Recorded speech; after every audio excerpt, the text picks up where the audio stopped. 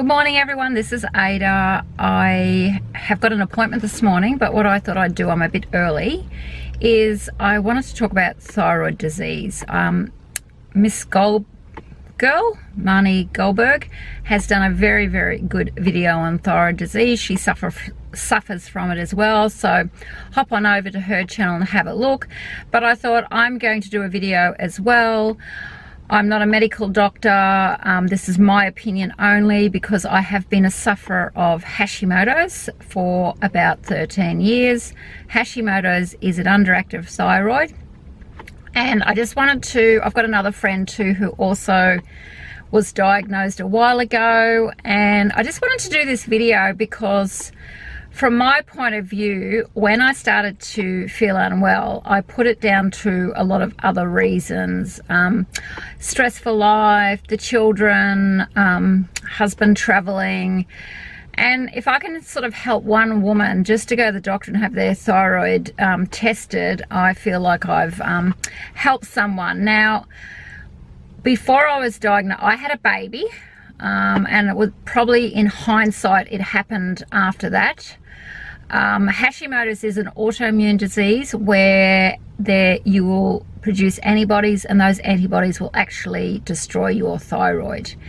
And the symptoms of an underactive thyroid can be, there's a lot of symptoms, and a lot of women put it down to, you know, the stress, but just go and have your thyroid checked, because I'll just go through the symptoms I had. I had feeling anxious, so I was actually biting on the inside of my jaw even at night time, but not a lot of, not like anxiety attacks, just starting off with just feeling not 100% and just a bit anxious about things that I never had got anxious about. Very sluggish, quite depressed in a lot of the way, lot of ways, moody.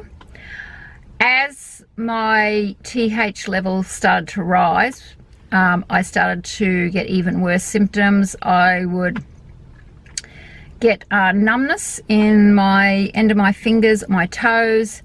At the worst stage, I had a numb lip. What else? Oh, a lot of fluid retention, putting on weight. Skin very dry, hair very dry, and my nails were actually flaking. So the top of the nail would separate and I would be able to peel it off. So everything very, very dry. Feeling extremely cold. So I was cold or feeling really good on a really, really sweltering day. Well, not really good, but I was feeling like everyone else was sweating, and I was just, oh, this is lovely. But if we had a normal day, I would be freezing and I would have to wrap blankets around me. It's, yeah, the temperature, and even when I laid down, if I got up walking from the bedroom to the kitchen, I would be freezing as well. So as soon as I started to use my body, it actually got worse. So that's some of the symptoms. Can I think of any? There's a lot. Feeling nauseous in the stomach too. Yeah, oh, not being able to, I remember going on holidays and we were walking on the beach and I was saying to myself, I just have to walk from A to B, then I can go back and have a rest. So that's how lethargic I was.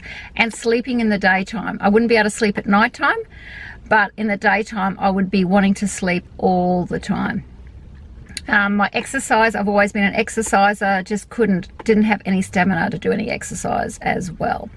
Now, when I went to get diagnosed, I had a fairly hard time because, I don't know, in Australia, I'm not going to say all doctors are like that, but I couldn't find a decent doctor.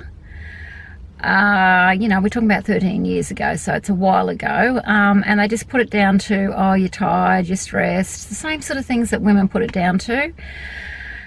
But I did have a close relative say to me, this is just not normal. So eventually I did get diagnosed, and it wasn't an easy road for me. Just because you get diagnosed doesn't mean you're going to be well or straight away. For a lot of women, they take quite a few months to feel well again. So if you get diagnosed with thyroid, just don't think you're going to go and take a pill. a lot of the time there is some nutritional deficiencies that you have to fix up, and Marnie Goldberg goes into that in her video, and I agree 100%. Vitamin D of mine was down, also a lot of the B vitamins, even the zinc, I think, a whole list of things. So in the end, to cut a long story short, I had to find a doctor who was able to work with me. I did have a fairly hard time with it. I ended up in hospital on heart monitors due to taking too much of the thyroid meds. I had to take a T3 supplement as well. Not all women have to do that, and I had to go on to compounding thyroid, which was a lot harder to get in Australia, but I am feeling a lot better now. I know how to manage it a lot better. You do have to have regular blood tests to check on your levels, and you know, some women will stay quite stable for many years. I found that my levels go up and down, and the other area, or the other time where my levels have gone really haywire is change your life, because I'm at that stage. I'm 53.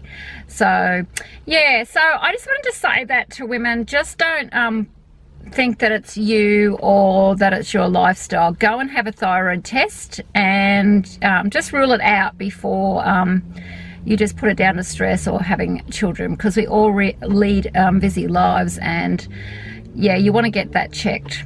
So that's my little chat today. If you want any questions answered, like I said, I'm no doctor, but I can sort of go through what I went through, and some of the symptoms, and if you know, because there's a lot more I probably haven't mentioned.